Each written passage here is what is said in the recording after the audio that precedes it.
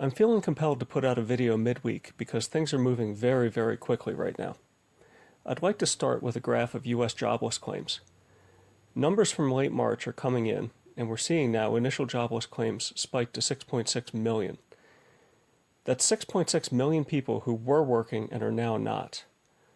Let's put this number in some perspective. At the height of the Great Recession surrounding the 2008-2009 financial crisis, initial jobless claims topped out at 665,000. So what we're seeing now is a full 10 times greater than what we saw reported during the greatest financial crisis since the Great Depression. And things may only just be getting started. At the beginning of the year, there were roughly 150 million people in the U.S. who were employed in one sense or another, either full-time or part-time. So this 6.6 million number that we're just now seeing is about 4.5% of the total workforce. There could be many more to go. And so if the government-imposed social distancing programs continue, we could see this number get much, much worse. Before I move on, I just wanted to remind everyone of something that I've said in many of my other videos. We are a highly indebted nation, whether you examine household indebtedness, corporate balance sheets, or the national debt. Debt, regardless of how low the interest rate is, has a payment schedule. The principal on the debt must be paid when it comes due, whether from fresh income or from fresh borrowing. If the principal payments are not made according to the agreed-upon schedule, it is called a default. Debt cannot be repaid when income is not available, and it is generally not likely for someone who cannot pay their loans to be extended fresh credit. The seeds of hyperinflation are rooted in this problem. When debt is in danger of being defaulted upon, a government with a central bank has two options. One, it can allow the debt to go bad, which means the lenders lose what they considered to be their wealth. Two, it can buy assets, which debases the currency but prevents the debt from being defaulted upon. This essentially socializes the losses.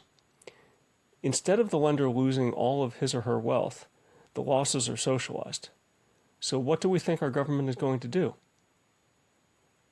I know what outcome I'm positioned for. Here's an interesting little interview that I picked up on at Yahoo Finance on Tuesday this past week. The San Francisco Fed chief came out publicly and told everyone that the Fed is going to do whatever it takes to support the economy. If you read between the lines, you will know for yourself which economy the Fed is talking about. It's not your economy. It's not my economy. It's the economy of the wealthy lenders. And how exactly are they accomplishing this? They're going to debase the currency. Let's take a look at how this has played out so far. I pulled some key numbers from the Federal Reserve H41 statistical release reports going back to the beginning of this year. As I pointed out this past weekend, the Fed is very busy making short-term loans to primary dealers and money markets to keep the system liquid. These loans are showing up on the Fed asset register as bank credit. I show bank credit on this chart in blue plotted against the axis on the left. Notice that bank credit has increased from $4.12 trillion at the end of February to $5.22 trillion today. This is an absolutely astounding 26.6% increase in just 1 month. If we annualize this rate, it turns out to be 1,600%. In other words, if bank credit continues to expand at this rate, then by this time next year, the Federal Reserve will have purchased more than $80 trillion worth of assets. Now, the Fed typically expresses confidence that such action will not lead to inflation because it does not impact the money supply. This is true provided the short-term loans are paid back. But if these loans cannot be repaid, then the assets will be monetized and it will result in an increase in the currency in circulation. I'm showing currency in circulation in red plotted against the right-hand axis.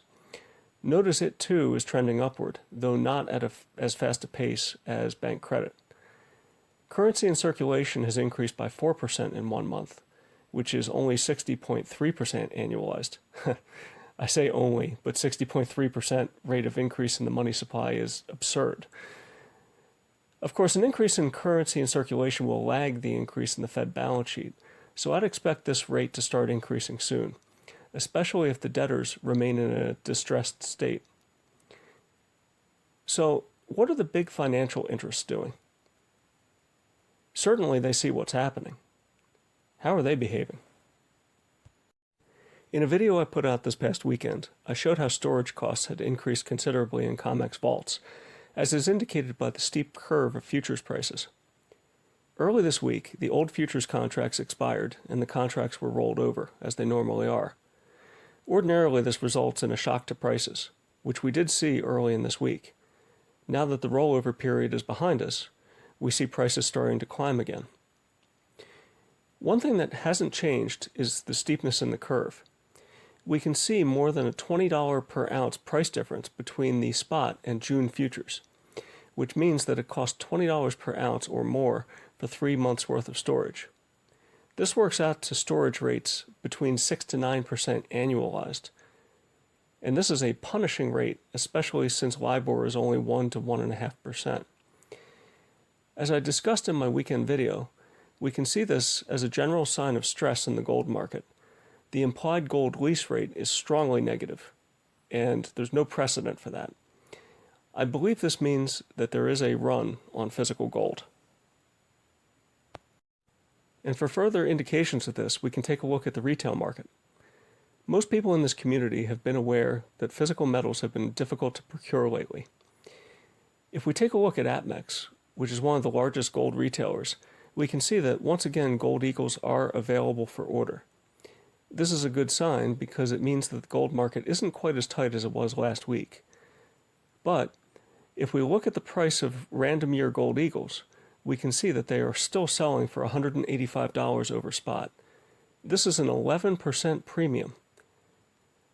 I wish I had stored data for coin premiums. All I can tell you is that in the past few years, I've been able to get Gold Eagles for about 3 to 4% over spot most of the time. So this is more than double the premium that we've been used to over the past few years.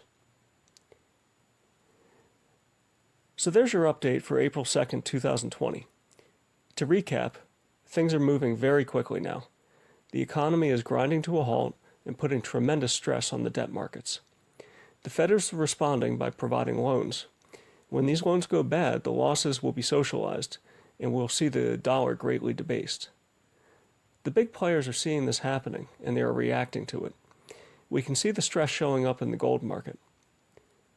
What will the coming year hold? Well, that's hard to say, but the signs are pointing to the need for the protection of gold.